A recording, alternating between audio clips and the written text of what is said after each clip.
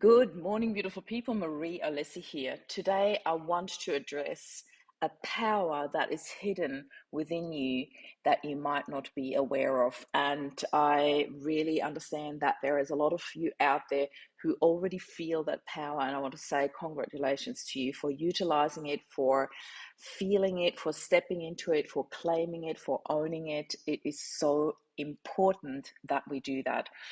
And for those of you who might be feeling it but not utilizing it yet or not feeling it at all, you are absolutely in the right place. I'm so glad that you're joining me in this life and that we can talk about what actually happens when we step into our power. So, what I'm talking about is, when some people, I think a perfect example is parents. When something happens to your child gets injured or attacked by anyone, when there is that instinct that kicks in, that overprotective parent instinct, where you develop strength, physical strength, I'm talking about, that you had no idea that you possessed, really. Like, this is something that kicks in naturally when you want to protect your child, that all of a sudden you could literally lift a car off your child if that had happened. There's physical strengths that get activated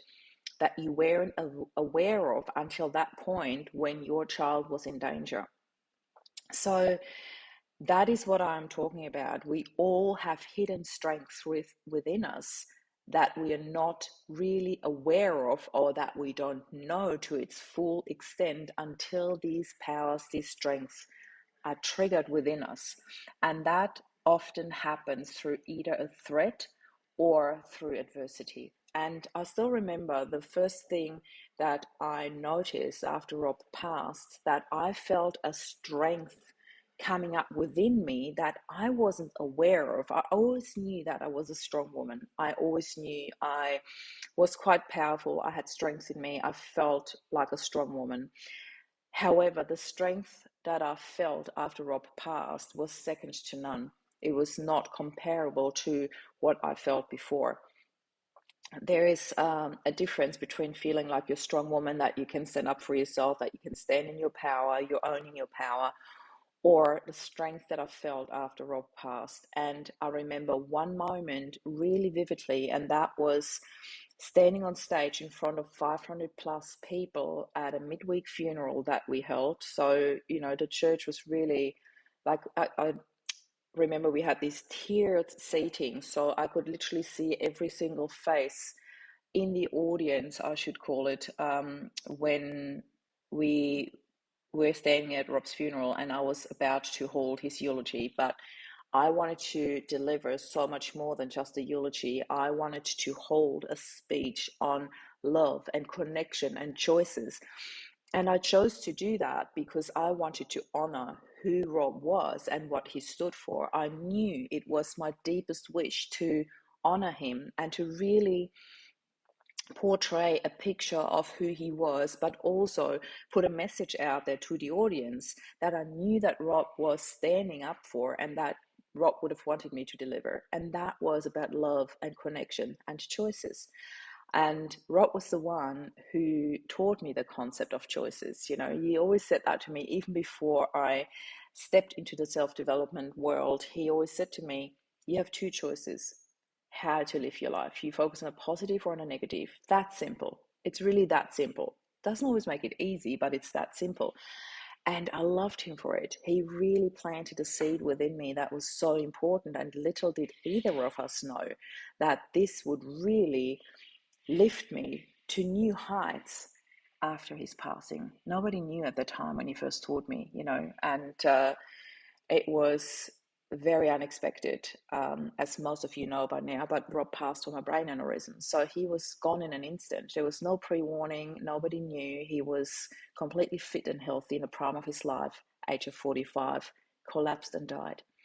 And with that sudden passing, I also felt a quite sudden strength rising within me, and coming back to that moment where I stood at his funeral and I held this speech about love and connection and choices. So many people came to me after that and said, I have no idea how you had the strength to stand up there and not fall apart. Your speech was so powerful, and it really triggered quite a few changes in a lot of people's lives. Like literally weeks and months after the funeral, I had people reach out to me and told me what changes that triggered for them. People made changes in their relationship, in their way of living, in their career even. And that's exactly what I wanted. I didn't want people to come and cry for Rob and go home. I wanted them to see that as a turning point, as a call to action, as a let's do something about it. Let's live your life from a space that is with so much more intention and purpose behind it from now on.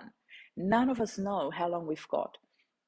And I'm not saying that to instill fear, because this is not supposed to come from a place of fear. Ooh, who knows how long I've got and I'd rather make something. No, I want you to see life as a gift. I want you to understand what gift your life is right now. And I want you to take that with both your hands and do something with it. You know, find your purpose, find that um, hidden gift within you, uncover it, unwrap it, discover it, and do something about it. And for any of you who don't know how, this is my purpose right now. This is exactly what I do. If you don't know how, reach out to me, leave a comment, or send me a private message and we can chat about it. So for me, it is for you to understand the hidden powers that you do have, the true powers that are hidden within you that may or may not have been triggered yet.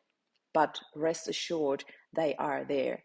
So I invite you to tap into them, to feel them, to really find your hidden why, your purpose, your strength, your intention for life, what it is that you want to leave behind.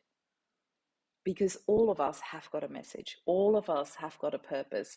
And I know way too many people walking around this earth not having touched base with that purpose yet, not having really tapped into it, not having really stood up for it or stepped into their true potential and their true power.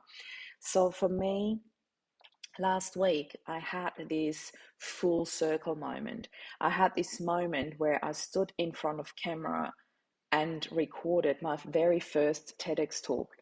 And it was a full circle moment because when I stood on stage at Rob's funeral, something kicked in within me and I realized that this was my purpose. It was my purpose to stand on stage and share a message that really impacts the world on such a deep level. And I had that full circle moment last week when I was in the film studio recording for TEDx. And my speech will come out very soon. I was told within the next couple of days or 1 to 2 weeks. So you'll definitely hear about it, and I'll make sure that I'll share the link wide and far. But my point is that we all have a message and we all have a purpose, and all of us have got so much more strength and power within us. So I urge you to tap into that, to find your power, and to not wait till some adversity or some tragedy or some threat in life has to trigger it for you. Let this, what I'm saying with you, saying to you here, what I'm sharing with you here, let this be your inspiration. Let this be your trigger in the nicest and calmest and smoothest possible way to stand up for what you believe in, for what you want to stand up for in life. Find that within you. You've got it in your heart. And I am more than happy to help you discover that. So I can't wait to share my TEDx talk with you. I can't wait to connect with you if you're watching this right now and are wondering what your power, what your intention, what your purpose might be. Reach out to me. I'd love to meet you. I'd love to catch up with you. And for now, I'm sending you so much love straight from my heart to yours. Mwah! Have a fantastic day. This is Marie signing off. Bye for now.